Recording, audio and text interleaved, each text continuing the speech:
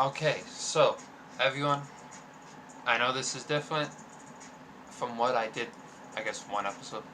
So what's going to be different is I may do it here, I may do it outside, I may do it on a walk.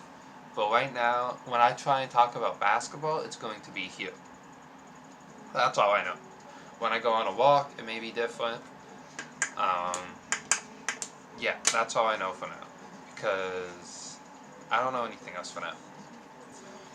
Right now, you may hear me click a pen. If you hear this, that's just me clicking a pen. It may be a little hard to hear me. I'm listening to music. Maybe I'll just stop that. So there, no interruptions. We're just here to talk about basketball. Maybe what's happening with this podcast and YouTube channel. And minus that, we're just gonna talk. So I did a random number, number, random, a random number generator. There we go. Damn, why does my phone keep falling? So with that, I did pick a number between 1 and 30, and it landed on the Chicago Bulls. So for today, we're going to talk about the Chicago Bulls. Um, it's very ironic. My favorite YouTuber and podcaster. The reason why I wanted to do this. I feel like everyone in the basketball community knows who he is. Contrail Beecham. Contrail Beecham, yes. King of the Fourth Quarter, Kenny. He has a million podcasts, a million YouTube channels, it feels like. And I'm subscribed to them all. I've been a fan since 2018. I don't know why my phone keeps falling. And I'm trying to record it here on my computer and then record it on my phone with a voice message. Let me see. So I'd just like to clarify, I said I was doing a voice message. I'm doing a voice memo on my phone. I really liked my hair and I went to go mess it up. Okay, whatever. So yes, I am doing a message today to all Chicago Bulls fans and to let them know that, hey, it's been bad for like 10 years. It's been bad. It's not been great. You've had a couple winning seasons. That team with Jimmy Butler, Dwayne Wade, Rajon Rondo, or was it Robin Lopez at center? That team was interesting. I don't know how to say it. And I feel like that team definitely helped Jimmy Butler be who he is. But, like, how good he is, having a second and third best player when you're young be Dwayne Wade and Rajon Rondo, I feel like that's good for your development because Jimmy Butler was like, what, mid-20s? So he wasn't even him yet. Yeah. So if you look in the background, you can see it's not that nice. It's kind of messy. You got an air humidifier right there. If you're an audio listener, I'm sorry. So that's to like block out all the air. That's a picture of me, my mom, and my dad. That is something I made when I was really young.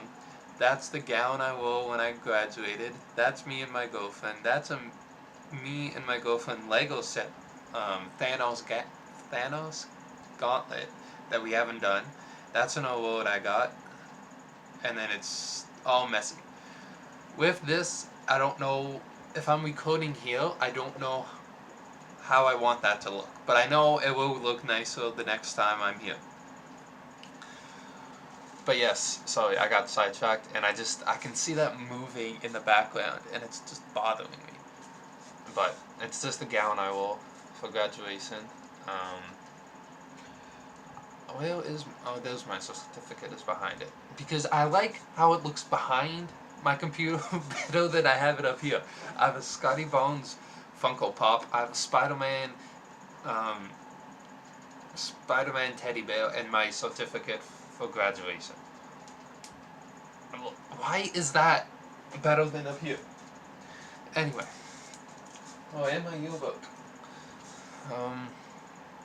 Yeah, anyway, back to the Chicago Bulls. So yes, the past 10 years, not been great. They drafted Wendell Carter Jr., traded Jimmy Butler for Zach LaVine, Chris Dunn, and Lauri Markkanen. Not terrible. Well, looking back, it was probably a good trade because Jimmy Butler stayed there for a year. Zach LaVine is still here. Chris Dunn, and Lauri Markkanen is Lauri Markkanen, but he isn't on the Chicago Bulls, so I don't feel like that's a good trade for the Bulls because they traded him for Derrick Jones Jr. and a pick, I think. I think that Portland pick, which we'll just tone into a couple seconds because Portland's going to be bad.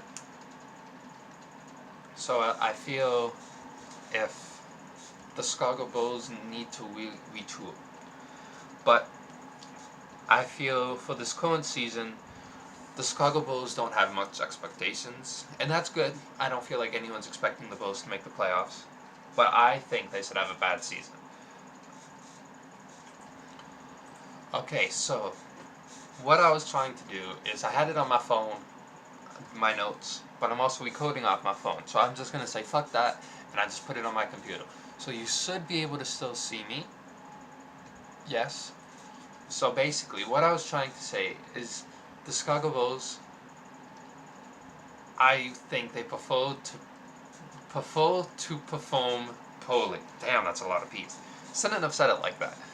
But I feel like as a fan, not a fan, but as a neutral fan of the Chicago Bulls, not a diehard fan, but I feel I'm a fan of all teams, but I'm a fan of the Toronto Raptors. Like mainly, diehard Raptors fan.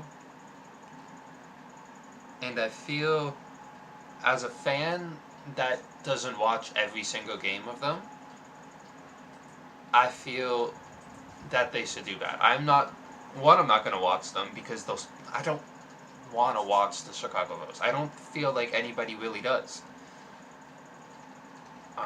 This season will be seen as a step back for the team, but has a potential long-term benefits. That's what I think. So I think if they take a step back, so if they're here, I feel they should take a step backwards, trading Zach LaVine, trading Nikola Vucevic. Shit, I would even trade Patrick Williams because he's not good. I don't think he's good. But I think we'll get into him in a little bit, I think. Because I don't really know how to talk about him. I feel like they should just focus on the draft and focus on capture the flag. I feel like that's such a cool thing to call it. Because people are trying to tank for Cooper Flag and it's called capture the flag. I feel like that's so cool. Nobody's talking about that. I heard it one time, and I think it's so cool. Capture the flag, as in Cooper Flag. I don't know why no one's talking about it.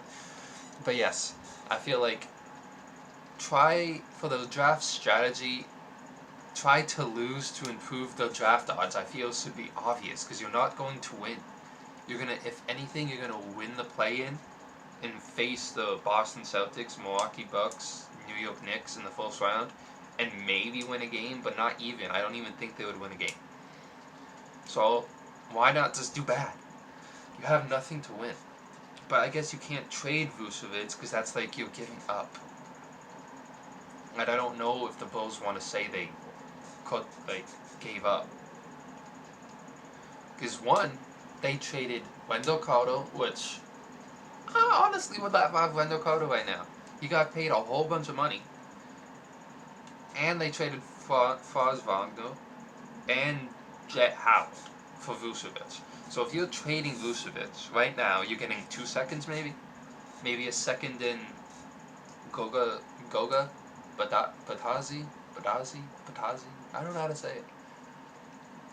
When this Orlando Magic third string center, which I really like him, but that's gonna be your value. Or you're gonna trade him to like the Lakers maybe, and get Gabe Vincent and Jackson Hayes. That's all you're gonna get back, and you'll probably have to give up draft capital to get rid of him. And Zach LaVine too.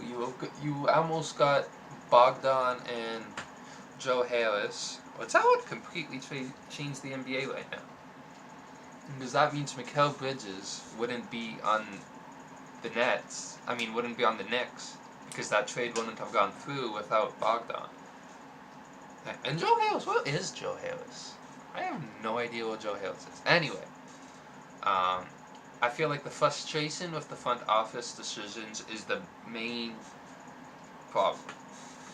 Because I feel like what I think, this is just my opinion, and I don't have any sources or anything, but I feel that year when the Bulls were in the top of the league, Lonzo Ball got injured, which is sad. I feel like everyone in the basketball community felt that, and is still sad to this day that he hasn't been able to play for like 3 years. But I feel like the front office is seeing him injured and being, hey, if we can just wait for Lonzo Ball to get healthy, we can be a playoff team again. And that's what I think they're waiting on. And I think that is so terrible because the league has completely changed since Lonzo Ball has been on the court. It's unbelievable how much has changed. Damian Lillard is on the Bucks. Shit, the whole New York Knicks team is different. Boston is, well, I guess Boston has always been good, but KP is on there. Drew Holiday is on there. Derek White is on there. Every team has changed drastically over the last time Lonzo Ball has been on the court. So why are you going to try and be good again when your team hasn't? Your team traded Alex Caruso for Josh Giddey, and that's it. You didn't even get a pick. You could have got a second, a first. Like, Alex Caruso is an all-defensive team, and Josh Giddey, I don't know. I feel like Josh Giddey can be good on this team, but there's too many at one position. It's a team full of guards and then Vucevic. That's it. Everybody could play a guard position on this team, but Nikola Vucevic. But I have to say, Jalen Smith as the backup center and Kenny Lofton Jr. Those two as the backup center and third string center, I love that. I don't know if Kenny Lofton's gonna get signed, but I feel like if Kenny Lofton was I feel like he could be a Zion, and I don't feel like that's crazy to say. You see him rebound the ball and push it. That is amazing for this young team. Anyway, I'm getting completely off. So what I was trying to say is just how bad of a trade the Alex Caruso trade was. And now, Josh Giddey, the problem I have with the Josh Giddey trade is he's on a 1-year contract. And he didn't get signed. So, what you're going to have to do is you're going to see how Josh Giddey plays. And then you're going to be the one that pays him the $20 million. Because he's a 23-year-old. He's going to ask for that money. And now you're going to have to be stuck with Josh Giddey getting paid $20 million a year. And that's the problem I have with the trade. You didn't even get a pick. The new OKC Thunder has 36 picks, I believe, in the next 8 years. 36. You couldn't get one. You couldn't get one pick? You're honestly telling me that? How? Anyway, I'm getting completely... I'm not even getting off topic. I just feel like I'm hating too much on Josh Giddey. And Josh Giddey, with his recent stuff...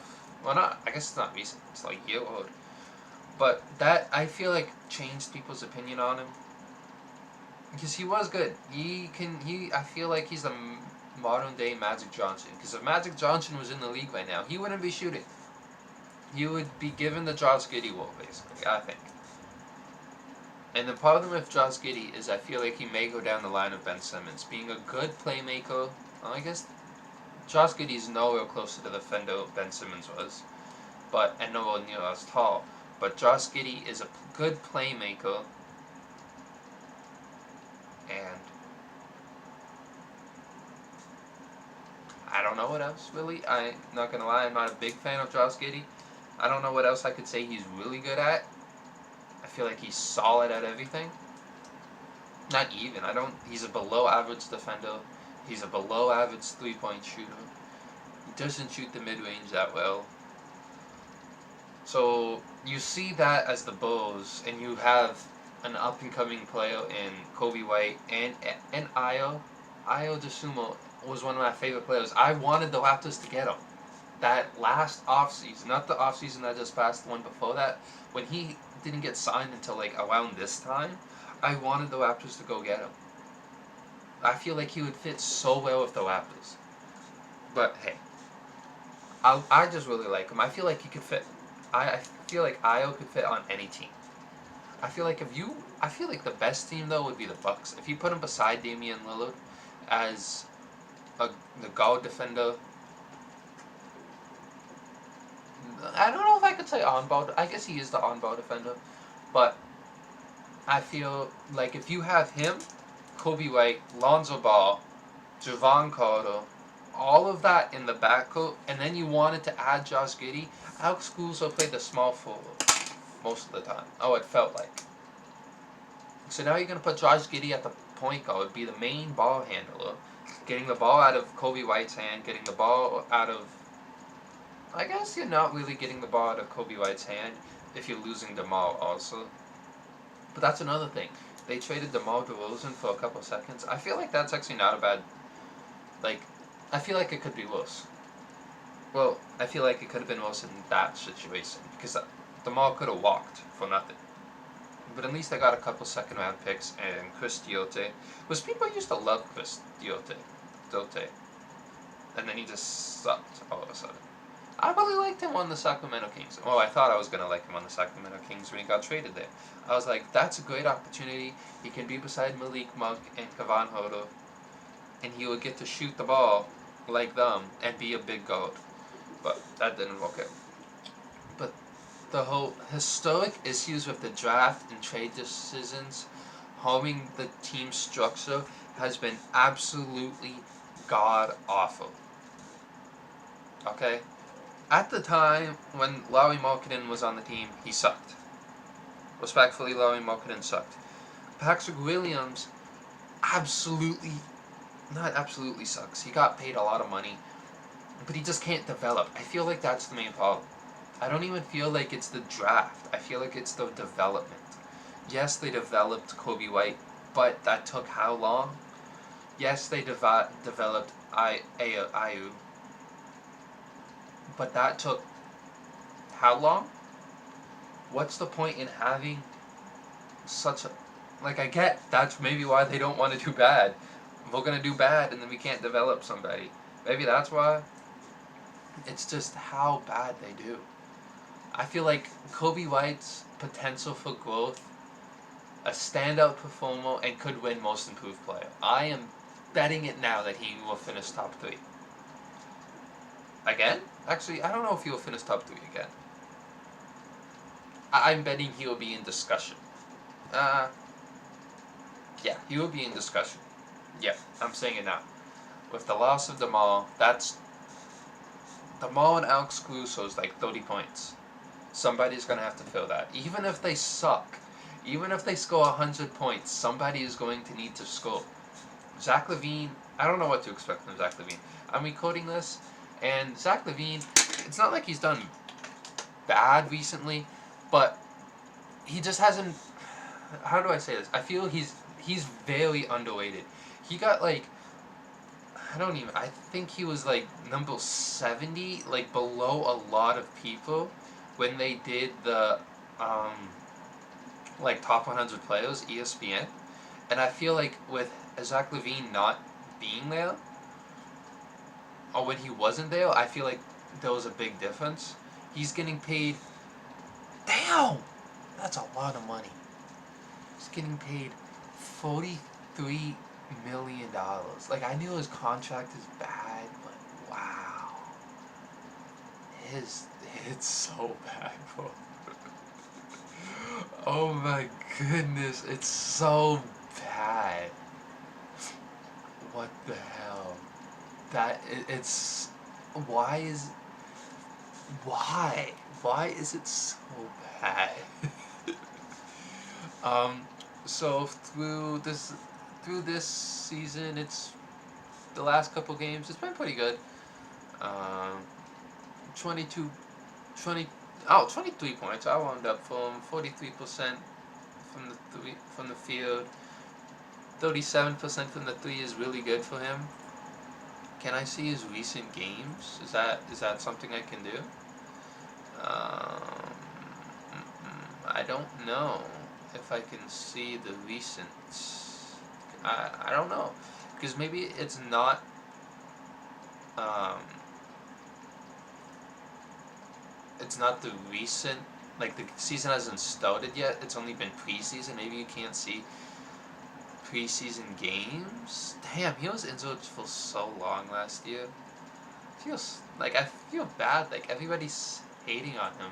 But anyway, the reason why I'm talking about Zach LaVine, and I'm getting completely off topic again, is I feel like Kobe White was in the most improved race, and I feel like he can be again with all the missing pieces.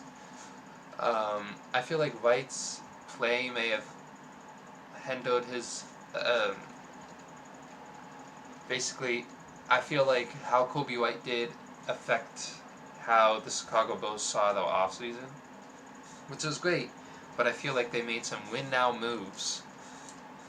Is that even a win now move? I don't know. I feel like they made moves to try and stay where they are at the 10th seed, basically, because of Kobe White, and I feel like that's great, but I feel like averaging 19, 5, and 44 from the field, I feel like if you can get that up to like 23 and 7, I feel like we'll be talking about him completely differently. And I feel like this whole video about the Chicago Bulls will change if you'll just get up into the 20 points. I feel like that's the main difference. Ayu DeSumo, um, now talking about Ayu DeSumo, basically, for the different players. Again, we're going to talk about Ayu DeSumo a bit, just a little bit.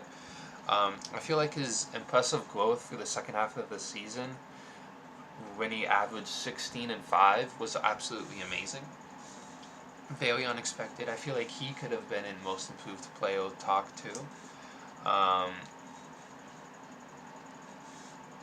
I just worry about his role and his role adjustments, because I feel like he's projected to become a six man due to the team changes, but remains like regarding his development isn't really there then. Like if he's just go be a six man, that can be good because hey, some people are meant to be a six man, but at the same time, I don't know how it will look.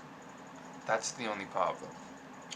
But I feel that something that will benefit both of them is the speed and the pace.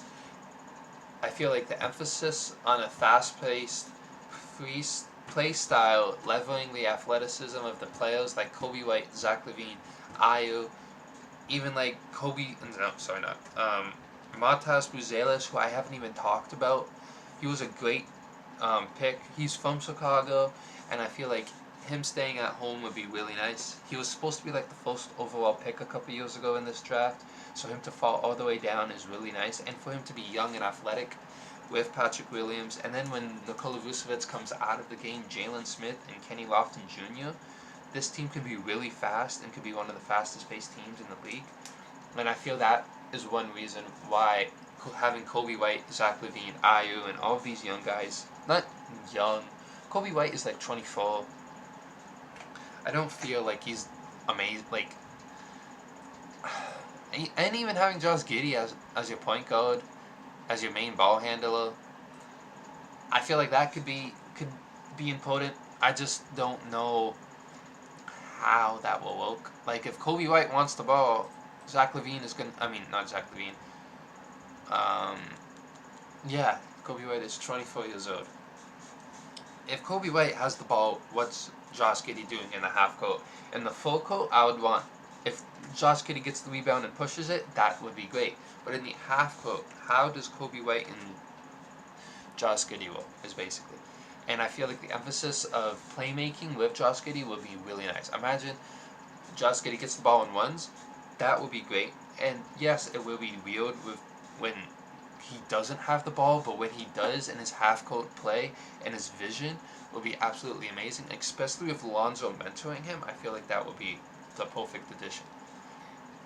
Zach LaVine's role and willingness to adopt and fully participate in a team that has been used to not having him, I feel is very critical.